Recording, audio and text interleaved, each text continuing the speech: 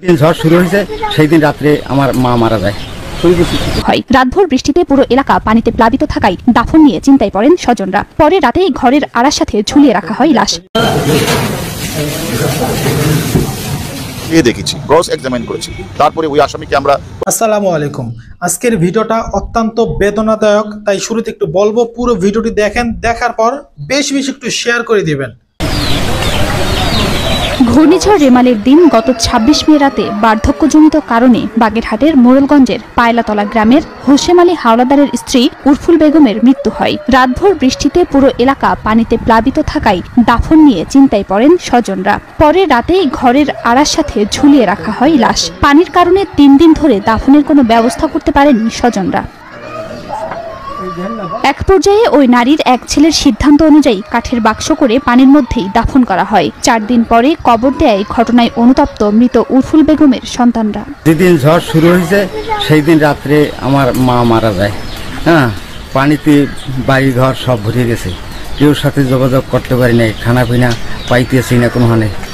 তারপরে এই ৩ দিন হয়ে গেছে, ৪ দিন হয়ে গেছে, কিন্তু মায়ের কোনোখানে মাটিও দিতে পারি না, কেউ ডাকতেও পারি না, আনতেও পারি না, কোনোখানে যোগাযোগ করতে পারি না। দাফনে ফিরে আমি বহু চেষ্টা করছি, কোনো জায়গায় পারি না। যারে মধ্যে এই বড় একটা খাট করছি, বরফ এই খাট করিয়ে আমি এই খাটের মধ্যে পলিথিন দিয়া হেয়ের পর পানি টানছে পর এই গর্ত এই কবর করিয়া হেয়ের মধ্যে বাসকা থুইয়া হেয়ের পর থুইয়া দেই বাসি ওঠে। হ্যার পর আমরা সবে চাপটে ধরিয়া সেই থুইয়া আটকাইয়া দাফন করিয়া আমরা থুই দিছি। গ্রিন অ্যাডভান্সড, যার ব্রাইট লক টেকনোলজি সাধারণ পাউডারের তুলনায় দেয় দ্বিগুণ উজ্জ্বলতা। খালের মুখে বাদ দেওয়ায় জলবদ্ধতা সৃষ্টি হওয়ায় কেউ তার সহযোগিতায় এগিয়ে আসেননি বলে জানান স্থানীয় জনপ্রতিনিধি। বার্ধক্যজনিত কারণে মারা যাওয়া ওই নারীর ৭ ছেলে ও ৩ মেয়ে রয়েছে। জীবিকার প্রয়োজনে এক ছেলে ছাড়া সবাই বাড়ির বাইরে থাকেন। তার স্বামীও বয়সের ভারে চলাফেরা ও কথা বলতে পারেন না। পুলিশ তারা প্রত্যেকটি বিষয়ে তারা অত্যন্ত পুঙ্খানুপুঙ্খ বিবেচনা করে তারা কাজ করছে, এবং আমরাও আমাদের যে কাছে যে গুরুত্বপূর্ণ যে ঘাতক, যার নির্দেশনায় এবং যার পরিচালনায় হত্যাকাণ্ড সংঘটিত হয়েছে ওই সঞ্জীবা গার্ডেনে, সে মূল ঘাতক কিন্তু আমাদের কাছে আসে। সেও কিন্তু আমাদেরকে অনেক তথ্য দিয়েছে। পাশাপাশি যে মেয়েটা ছিল সে মেয়েটাও আমাদের কিছু তথ্য দিয়েছে। এই তথ্যগুলি নিয়ে তো আমরা বাংলাদেশ থেকে কলকাতায় এসেছি। কলকাতায় এসে আপনারা জানেন যে আমরা সিআইডির সদর দপ্তরে আমরা ওই আসামির সাথে কথা বলেছি, মিলিয়ে দেখেছি, ক্রস এক্সামিন করেছি, তারপরে ওই আসামিকে আমরা ওই ঘটনাস্থলে নিয়ে গিয়েছি। সেখানে গিয়েও আমরা যে তথ্যগুলি আমরা নিয়ে এসেছিলাম তার সাথে আমরা হুবহু মিল পেয়েছি।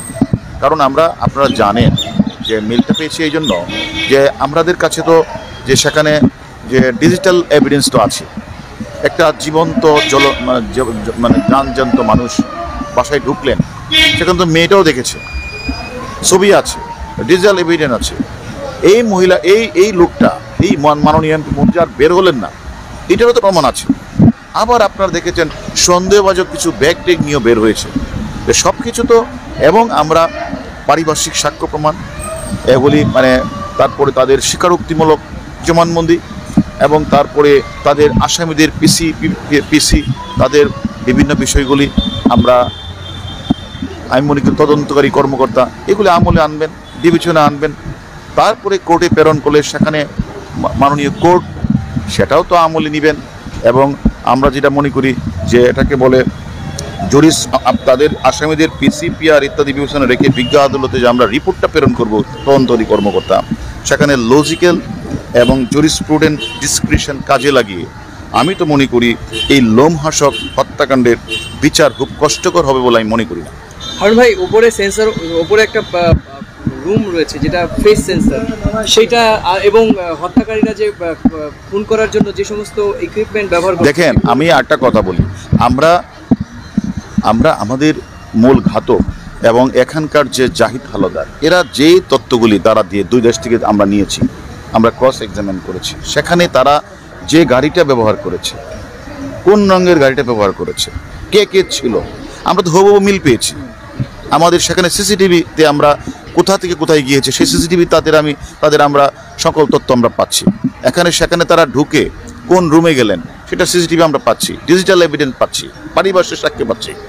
অতএব আমি মনে করি যে আপনারা যে প্রশ্নটি করছেন বারবার যে না পাওয়া গেলে কি হবে, আমার মনে হয় যে সর্বোপরি আমি মনে করি ভারত বাংলাদেশ উভয় দেশের বিজ্ঞ তদন্তকারী কর্মকর্তারা তারা অবশ্যই পারিপার্শ্বিকতা, ডিজিটাল এভিডেন্স এবং আসামিদের স্বীকারোক্তিমূলক জবানবন্দি, পিসিপিআর ইত্যাদি বিবেচনা রেখে বিজ্ঞ আদালতে যে রিপোর্ট প্রদান করবেন, সেই রিপোর্টের ভিত্তিতে আমি মনে করি বিজ্ঞ আদালত লজিক্যাল এবং জুরিসপ্রুডেন্স ডিসক্রিপশন কাজে লাগিয়ে এই লোমহর্ষক হত্যাকাণ্ডের বিচার করা খুব কষ্টকর হবে বলে আমি মনে করি।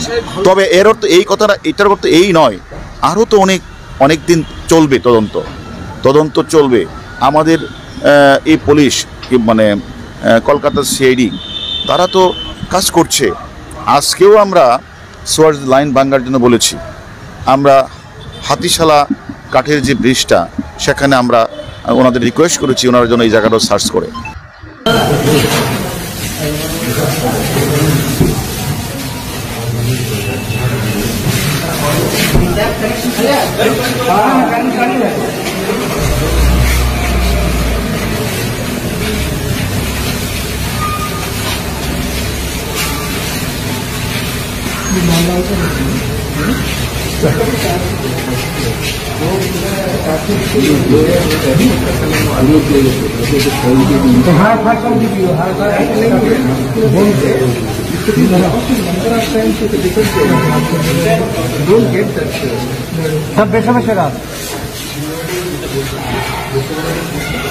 এই যে দেখেন রিমাল নামক যে রিমাল বা রেমাল যে নামে হোক, একটা যে বন্যা গেল 2-3 দিন আগে, এই বন্যাটা নাকি ইতিহাসের শ্রেষ্ঠ বন্যা হয়েছে। কারণ হচ্ছে এমন অবস্থা হয়েছে মানুষের ঘরে, মানে অনেক মানুষের ঘর তো তলিয়ে গিয়েছে, অনেক মানুষ ঘরে থাকতে পারে নাই, পশু পাখি তারপরে বিভিন্ন ভাবে মানুষ ক্ষতিগ্রস্ত হয়েছে। এমনকি সবচেয়ে যে ঘটনা সবচেয়ে মানুষকে পুরো গোটা জাতিকে কাঁদিয়েছে, সেই বিষয়টা হচ্ছে যে একটা মা মারা গিয়েছে, যেভাবে হোক বন্যায় হোক বা তার হায়াত শেষে যেভাবে হোক তিনি মারা গিয়েছে। কিন্তু আফসোস এবং কষ্টের বিষয় সেটা হচ্ছে যে সেই মাটাকে সাথে সাথে দাফন দিতে পারে নাই। কারণ কি?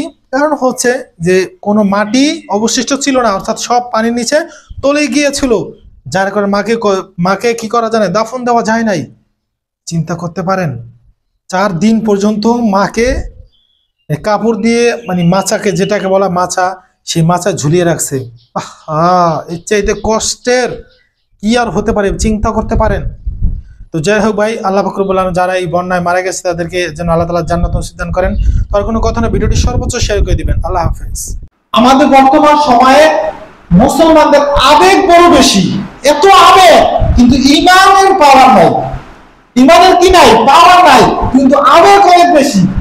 কিভাবে বললাম, একটা উদাহরণ দিই আপনাদেরকে। দেখেন, এই যে দেখেন ফিলিস্তিনি ভাই বোনদেরকে মারে, কারা মারতেছে বলেন তো? আজকে বলে না, কারা মারে?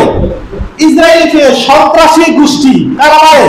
ইসরায়েলি সন্ত্রাসী গোষ্ঠীরা আমাদের ফিলিস্তিনি নিরহ ভাই বোনদেরকে মারতেছে। কত বছর যাবত? 1 বছর, 2 বছর, আজকে 70 থেকে 75 বছর যাবত বিনা কারণে তাদেরকে মারতেছে। কেন? ফিলিস্তিনি ভাই বোনরা বলছে যে তাদের জমি দখল করে নিব। এখন একবার বলছে না, বলছে যে তাদের রাজত্ব আমাদেরকে দিয়ে দেয়। এখন বলছে কোনোদিনও বলা নাই। তার কেন তাদেরকে মারা হলো? কারণ হচ্ছে জুলুম। কারণ কি? তো জুলুম, এই যে জুলুম হচ্ছে। কিন্তু আমার কথা হচ্ছে, এই যে ফিলিস্তিন ভাই বোনদেরকে যে মারতেছে, কিভাবে মারে? হাত দিয়ে যা ঘুষাইতেছে, হাত দিয়ে থাপড় মারছে ইসরায়েলরা, মারে না। কি দিয়ে মারতেছে? বিশাল বড় বড় মিসাইল গুলো মারতেছে, যে মিসাইল গুলো এক দেশ থেকে মারলে আরেক দেশে চলে যায়, যাওয়ার পর বিল্ডিং শুদ্ধ গুঁড়ো গুঁড়ো করে ফেলে। সেগুলো দিয়ে কাদেরকে মারতেছে? আমাদের ফিলিস্তিন ভাই বোনদেরকে মারতেছে।